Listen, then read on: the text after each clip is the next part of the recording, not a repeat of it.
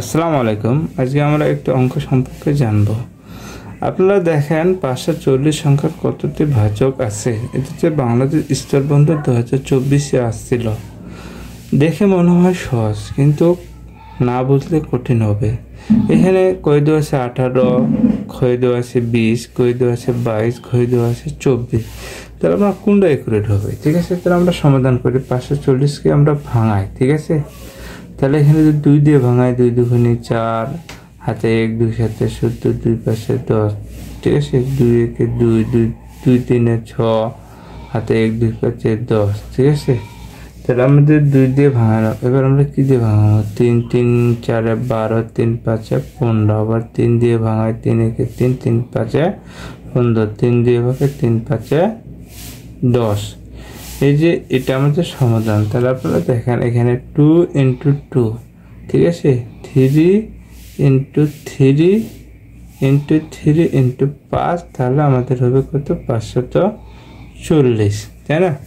তাহলে আমাদের কত হবে? 540 হবে, ঠিক আছে। আপনারা দেখেন এখানে 2 কয়টা আছে? 2টা। এখানে 3 আছে একটা, আর এখানে আছে 5 হচ্ছে একটা, ঠিক আছে। তাহলে আমাদের 2 হচ্ছে কত? 2টা। 3 হচ্ছে কত? 3টা। 5 হচ্ছে কত? একটা, তাই না? তাহলে আমাদের এখানে কি লিখতে হচ্ছে? কতটি ভাজক আছে? যেহেতু আমাদের ভাজক নির্ণয় করতে হবে, তাহলে এখানে 2 আছে, এখানে 3 আছে, এখানে 1 আছে। তাহলে এটা রুলস হচ্ছে আমাদের যে 2 টু পাওয়ার 1, ঠিক আছে, ইন্টু 3 পাওয়ার 1, ঠিক আছে। তাহলে ইন্টু 5 1 প্লাস 1, ঠিক আছে।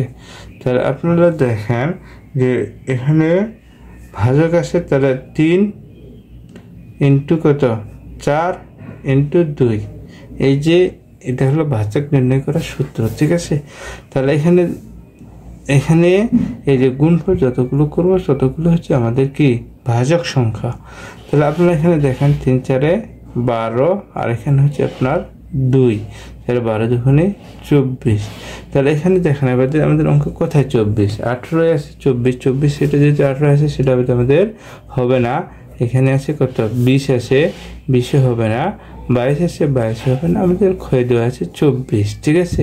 যেহেতু ক্ষয় দেওয়া আছে 24, এটাই হবে ভাজক। তাহলে ভাজক নির্ণয় করা, আমরা যে কোনো সংখ্যা যদি ভাজক নির্ণয় করতে বলি তাহলে আমরা পারবো, ইনশাল্লাহ অবশ্যই পারবো। কিন্তু আমাদের প্রথম কাজ হলো যে আমাদেরকে ছোট ছোট সংখ্যা দিয়ে ভাগ করতে হবে। আমাদের এখান থেকে সরাসরি 5 নিয়ে নিতে পারবো, কিন্তু সেটা কিন্তু রুলসের মধ্যে হবে না। আমাদের সব থেকে ছোট সংখ্যা নিতে হবে, ঠিক আছে। যেমন এখানে 2 3 দিয়ে আমরা করছি, ঠিক আছে। ছোট ছোট সংখ্যা দিয়ে আমাদের নির্ণয় করতে হবে, ঠিক আছে। তো ভালো, এটাই ছিল এই অঙ্কের সমাধান। ভালো লাগলে অবশ্যই সাবস্ক্রাইব করে দিবেন। ধন্যবাদ আপনাদের।